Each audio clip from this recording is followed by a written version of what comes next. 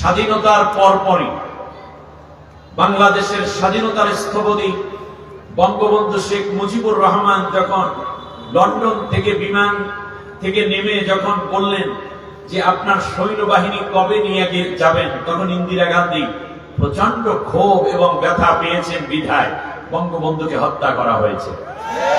বাংলাদেশের আর এক আপোষহীন দেশপ্রেমিক নেতা, বাংলাদেশের মানুষের হৃদয় জয় করে বাংলাদেশকে স্বর্ণ শিখরে উচ্চ শিখরে নেয়ার জন্য পাগল করা এক দেশ নেতা ছিলেন শহীদ প্রেসিডেন্ট জিয়াউর রহমান।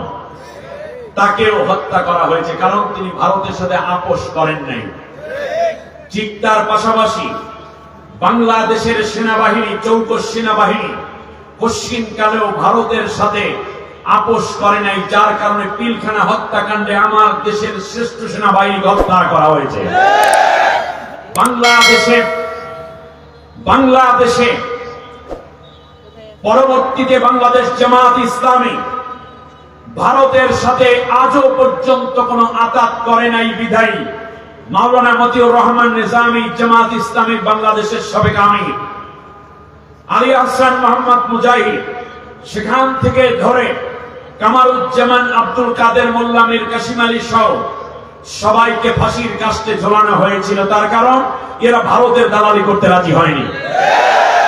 বীর চট্টলার সিংহপুরুষ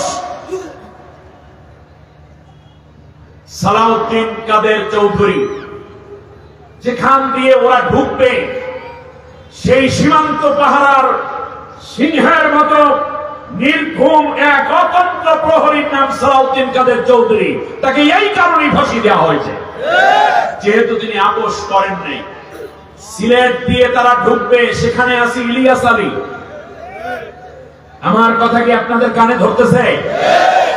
সুতরাং এমনি করে করে বাংলাদেশের বর্তমান যে ছাত্র আন্দোলন হয়েছে, এটা আমেরিকার সাজানো আন্দোলন নয়, চীনের সাজানো আন্দোলন নয়, ভারতের র দ্বারা সাজানো আন্দোলন নয়, কিংবা রাশিয়ার কোন প্যাটার্নে সাজানো আন্দোলন নয়, পাকিস্তানের সাজানো কোন আন্দোলন নয়, এমনকি এটা ইসরায়েলের মোসাদের কোন আন্দোলন নয়। আমার দেশের তাওহীদপন্থী ছাত্ররা এবং দেশপ্রেমিক ছাত্র ছাত্রীরা দেশটাকে রক্ষা করার জন্য জীবন দিয়েছে, রক্ত দিয়েছে, শহীদ হয়েছে, পঙ্গু হয়েছে, অন্ধ হয়েছে।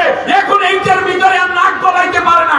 এই জন্য ভারত পাগল হয়ে গেছে, বলছে আমরা স্বাধীন করেছি, এর মানে এখন আর স্বাধীনতা কিনতে পারবে না। বিধায় তারা আমার আন্দোলন, আমার দেশের স্বাধীনতাকে তারা অর্জনের স্বীকৃতি জোর করে আদায় করতে চায়।